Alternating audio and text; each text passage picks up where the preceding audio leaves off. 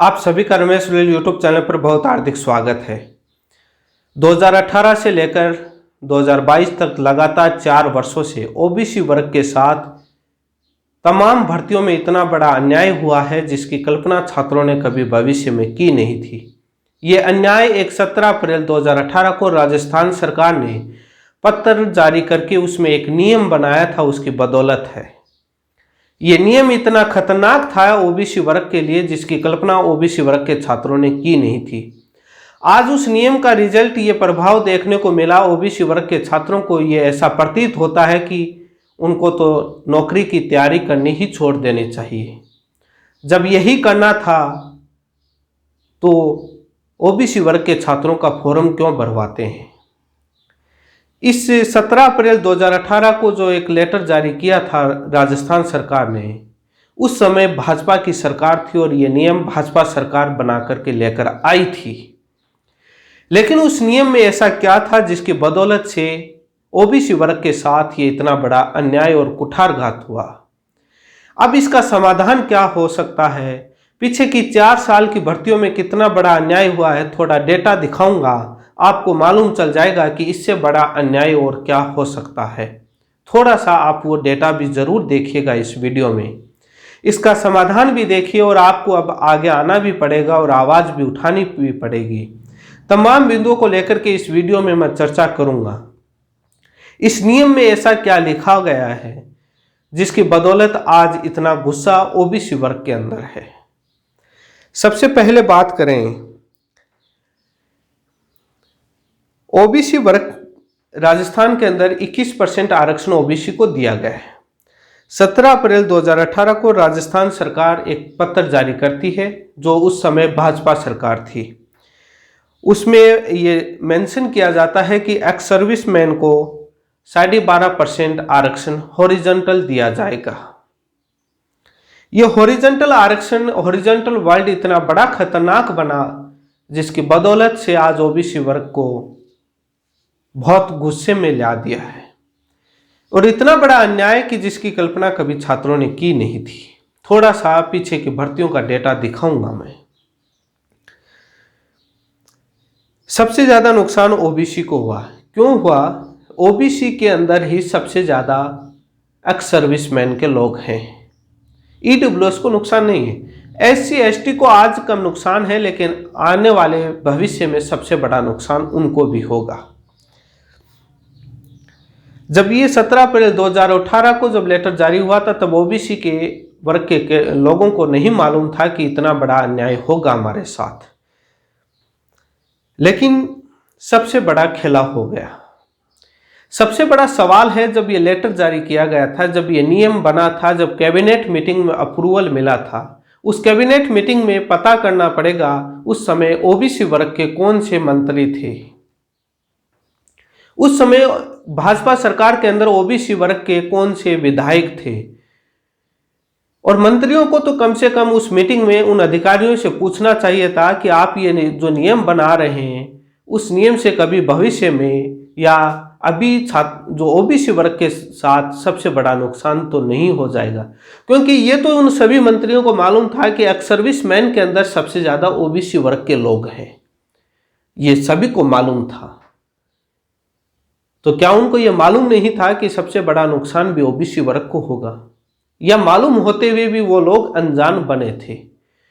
क्या ब्यूरोक्रेसी ने, अधिकारियों ने मंत्रियों को गुमराह करके ये कानून बनाया? और जब ब्यूरोक्रेसी मंत्रियों पर हावी हो जाती है और जब ब्यूरोक्रेसी जातिवाद के नाम पर राजनीति करके कोई कानून या नियम बनाने लग जाती है तो इसका बड़ा नुकसान सबसे ज्यादा पार्टीज को होता है, चाहे कांग्रेस हो या भाजपा। लेकिन ये काम बड़ी साजिश से, कूटनीति से और राजनीति से ये नियम जारी किया गया है।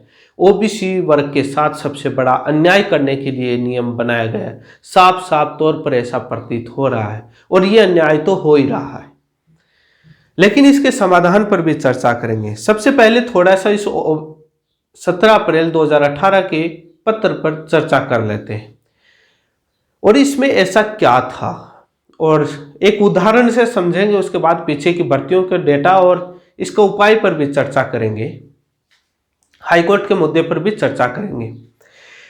एक उदाहरण लेते हैं, किसी भर्ती के अंदर 100 सीटें हैं और राजस्थान के अंदर 21% आरक्षण ओबीसी वर्ग को दिया गया है। 100 में से 21 सीटें ओबीसी के लिए हो गई। अब 12.5% आरक्षण एक्स सर्विसमैन को है। अब 12 लोग हैं वो एक्स सर्विसमैन के लोग लगेंगे। अब एक्स सर्विसमैन के लोग 12 लोग जब 21 में से लग जाते हैं, अब उसमें से 12.5% लिया जाता है, तो 12 लोग के समथिंग कंसीडर करते हैं, उसमें से लगभग 10 लोग तो आपको ओबीसी के मिलेंगे। 21 में से 10 लोग ओबीसी के एक्स सर्विसमैन के लग जाते हैं। 11 सीटें बचती हैं। उन 11 सीटों में विधवा, विकलांग, खेल कोटा, ओबीसी महिला 33% आरक्षण वो लग जाते हैं। ओबीसी मेल के हाथ क्या लगा? जब यही करना था तो ओबीसी के मेल के लोगों से फॉर्म क्यों भरवाया? मना ही कर देना चाहिए। क्यों वो लोग तैयारी करें? वोट आते हैं, चुनाव आते हैं तो ओबीसी समाज बहुत याद आता है नेताओं को वोट के समय। लेकिन जब ये कुठारघात और अन्याय होता है तब वे गुफाओं के अंदर चले जाते हैं, कोई साथ देने को तैयार नहीं होता है। चुनाव के समय भी ओबीसी वर्ग के छात्रों को उस मंत्री, एमएलए और नेताओं से पूछना चाहिए, उस समय आप लोग कहां थे, क्या कर रहे थे। अब सबसे पीछे की भर्तियों पर थोड़ा सा नजरिया डालें। पुलिस भर्ती 2019, नॉन टीएसपी की 3050 सीटें थी, उसमें ओबीसी मेल की 473 सीटें थी, आपके स्क्रीन पर है। कोटा गंगानगर, कोटा ग्रामीण शहरी, गंगानगर, हनुमानगढ़, भीलवाड़ा, पाली, चूरू, बीकानेर, झालावाड़, अजमेर, इन तमाम जिलों में ओबीसी मेल के एक भी छात्र का चयन नहीं हुआ। इनमें जितनी भी ओबीसी मेल की सीटें थी उन सभी जगह एक्स सर्विसमैन के लोगों का चयन हो गया। जब एक्स सर्विसमैन के लोगों का ही चयन करना था और ऐसा नियम ही बनाना था तो पुलिस भर्ती में यह भी नियम जारी कर देते कि ओबीसी मेल के छात्र कोई भी फॉर्म नहीं भरे, आपको नौकरी नहीं मिलेगी, क्योंकि हमारा आरक्षण का नियम ही ऐसा बनाया हुआ है। तो वो क्यों तो कोचिंग वालों को फीस देते, क्यों फॉर्म भरते। वरिष्ठ अध्यापक भर्ती का भी आंकड़ा आप देख लीजिए, आपकी स्क्रीन पर है। अंग्रेजी, हिंदी, गणित, संस्कृत, विज्ञान और सामाजिक विज्ञान, इन सभी में लगभग एक्स सर्विसमैन के ही लोग नौकरी लगे।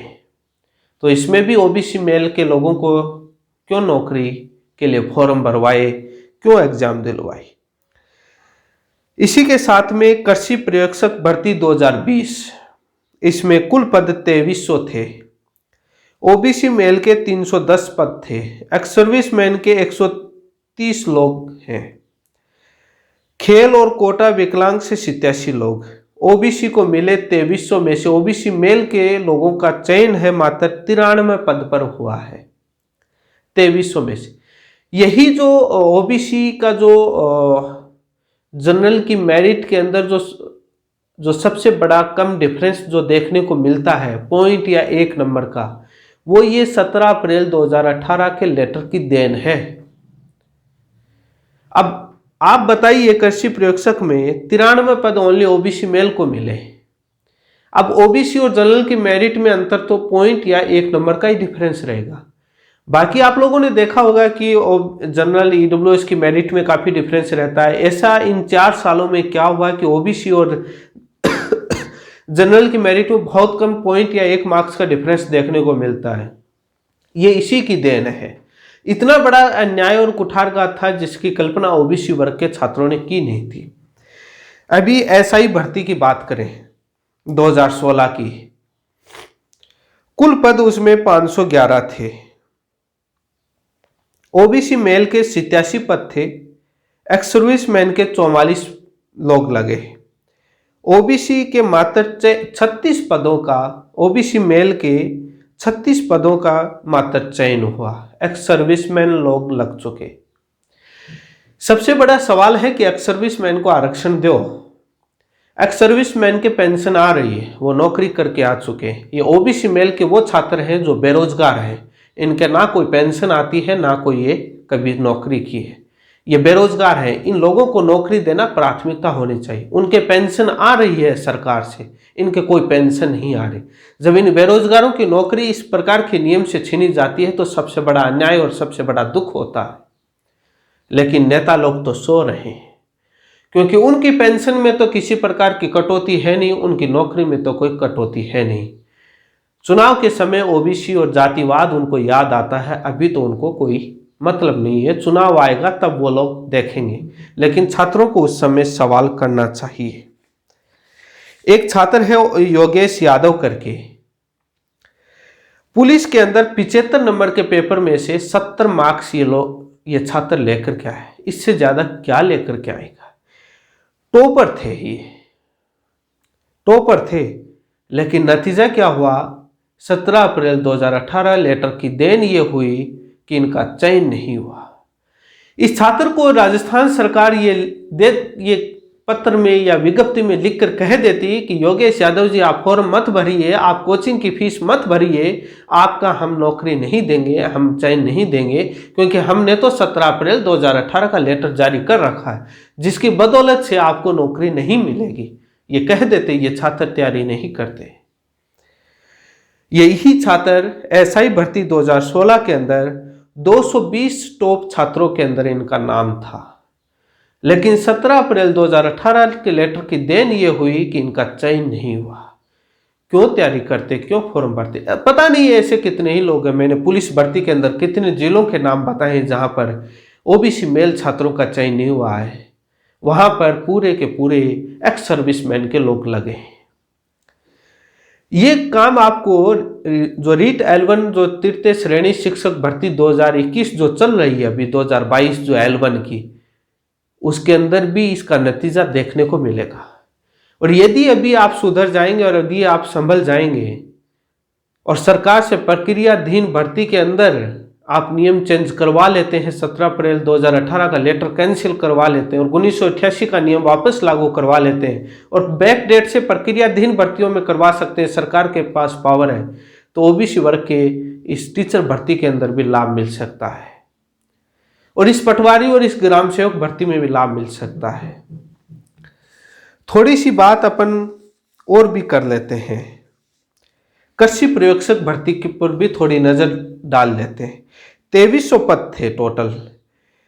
ओबीसी मेल को 310 पद मिले, जिसमें एक्स सर्विसमैन 130 पद ले गए। खेल कोटा विकलांग से 87 पद गए और महिला से ओबीसी को मिले मात्र 93 पद। इसीलिए ओबीसी मेल और जनरल की कट ऑफ में पॉइंट या 1 मार्क्स का डिफरेंस रहता है। 93 पद मिले हैं 2300 में से। सबसे बड़ा नुकसान और क्या होगा? एसआई भर्ती 2016 कुल पद 511, ओबीसी मेल के 87 पद थे। एक्स सर्विसमैन उसमें से 44 सीट ले गए, 36 पद हैं वो ओबीसी मेल को मिले। अब बताइए इसमें क्या होगा? अब सबसे बड़ी बात यही जो हाल है वो पटवारी भर्ती के अंदर है और यही हाल है वो ग्राम सेवक भर्ती के अंदर आपको देखने को मिलेंगे। पटवारी भर्ती में भी 4850 पद हैं टोटल, ओबीसी मेल के 603 हैं। फिलहाल जो आंकड़ा आ रहा है उस हिसाब से भूतपूर्व सैनिकों के 583 पद है। मेरिट का डिफरेंस जनरल और ओबीसी में पॉइंट का ही या 1 मार्क्स का मिलेगा और ये नतीजा आपको अभी भी ये देखने को मिल जाएगा। वनपाल के अंदर भी यही हाल है, 2300 पद टोटल है, ओबीसी के 122 और भूतपूर्व सैनिकों के एक्स सर्विसमैन के 607। ये एक अभी रफली डेटा आ रहा है जो आपको अभी जल्द ही इसका नतीजा देखने को मिलेगा। लेकिन इसकी बात करें अपने इसके समाधान की, लगता तो ऐसा है जब इन पीछे के आंकड़ों को देखा जाए तो जो अधिकारी जो इस कानून को बनाने वाले थे, जो ड्राफ्टिंग और जिन नेताओं के अंडर में जिन कैबिनेट मीटिंग में एक बहुत बड़ी साजिश के तहत ये बनाया गया है। राजस्थान हाईकोर्ट में अभी तक लगभग 37 याचिकाएं लगी हुई, लेकिन फैसला नहीं हुआ, सुनवाई भी नहीं हो रही। छात्र कोर्ट के चक्कर काटें या कोचिंग में पढ़ें या अन्य भर्तियों की तैयारी करें। अन्य भर्तियों की तैयारी करने का फायदा ही क्या है जब एक्स सर्विसमैन को लगाना है। कोर्ट के अंदर अर्जेंट मैटर भी नहीं लग पाते, इनका सुनवाई का तो मैटर अर्जेंट ही नहीं माना जाता है।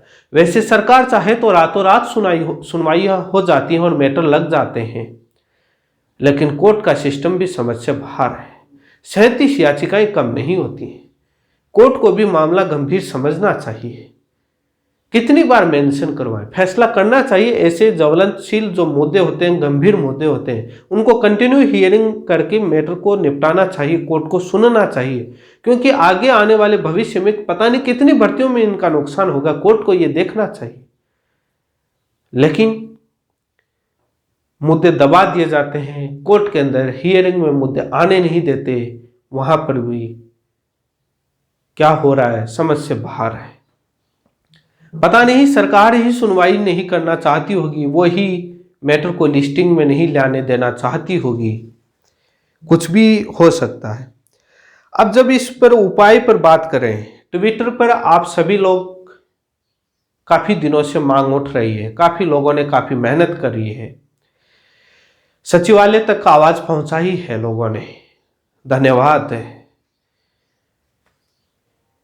लेकिन अभी और मांग तेजी से उठनी चाहिए। जितने भी राजस्थान के ओबीसी, एससी और एसटी वर्ग के जितने भी एमएलए, सांसद, पूर्व एमएलए, पूर्व सांसद हैं, सभी के पास ट्विटर पर उनके कमेंट करें, उनको रीट्वीट करें, उनको कमेंट करें कि आप राजस्थान सरकार को एक पत्र लिखें कि इस 17 अप्रैल 2018 के नियम को रद्द करके 1988 के नियम के तहत आरक्षण दिया जाए एक्स सर्विसमैन को।